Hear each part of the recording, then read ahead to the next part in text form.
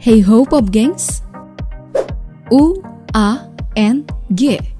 Barang yang satu ini bisa jadi sumber kebahagiaan, bisa juga jadi sumber malapetaka. Sebagai alat tukar, uang menjadi hal yang penting yang terus diburu dan ditumpuk. Buat makan, bayar uang sekolah, beli ini dan beli itu. Tapi tahu gak sih pop gengs, bagaimana uang ini dibuat? Ternyata banyak hal unik dan belum semua orang tahu loh. Berikut ini daftar populer menyajikan fakta unik proses pembuatan uang. Namun sebelum lanjut, silakan klik subscribe dan tanda loncengnya dulu ya, support kami dan bersama kita berbagi info menarik dari daftar populer.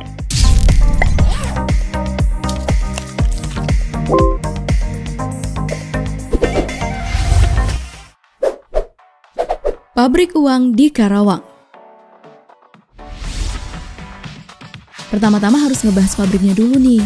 Sudah pada tahu kan, kalau uang rupiah itu dicetak oleh Perusahaan Umum Percetakan Uang Republik Indonesia atau Perum Peruri, badan usaha milik negara yang memang tugasnya mencetak uang. Nih, ada surat ketetapannya loh, Peraturan Pemerintah Nomor 32 Tahun 2006. Nah, pabrik uang milik Peruri ini terletak di Karawang, Jawa Barat. Dan tahu gak sih pop gengs, perusahaan yang berdiri sejak 15 September 1971 ini tidak mencetak uang rupiah saja loh, tapi juga mata uang negara lain seperti rupiah Nepal, baht Thailand, taka Bangladesh, dan ringgit Malaysia.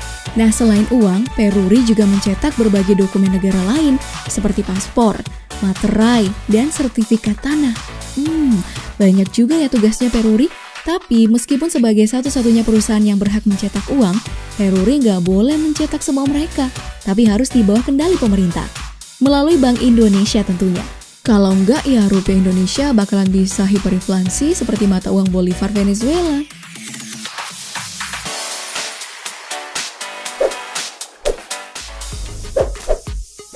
Dibuat dari kapas.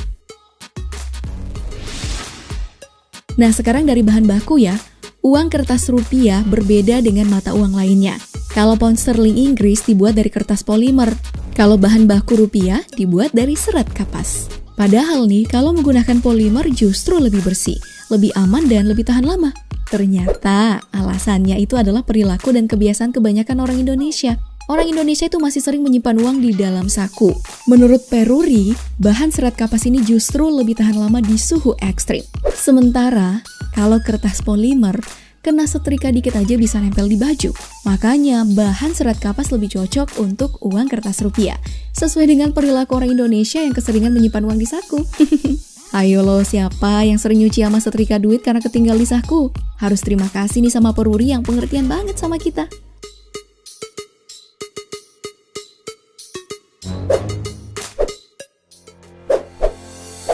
Desain yang rumit. Uang rupiah sudah mengalami banyak sekali perubahan desain.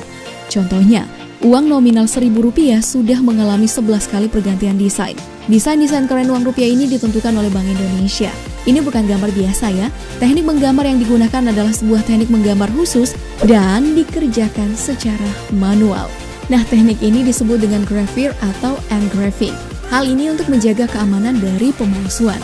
Nah, kamu mau tahu siapa yang melukis uang-uang di rupiah?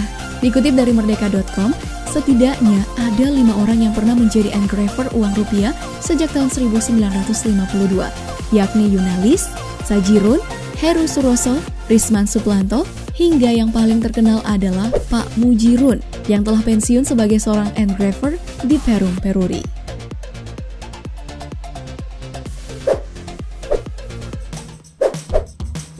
Cara bikin uang. Uang kertas dibuat secara massal menggunakan cetakan logam yang terlebih dahulu diukir dengan desain yang telah disetujui tadi.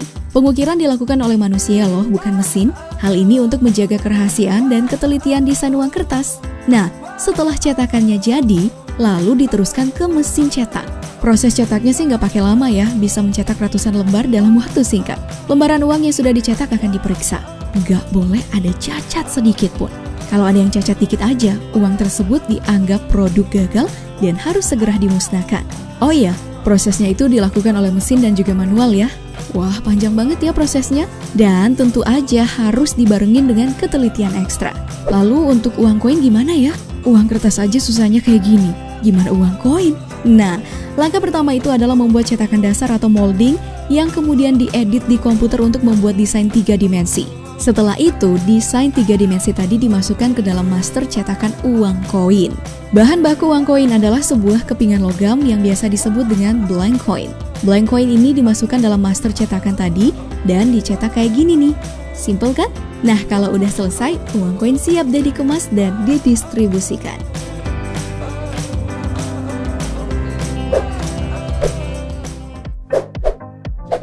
Distribusi. Setelah dicetak, uang baru didistribusikan.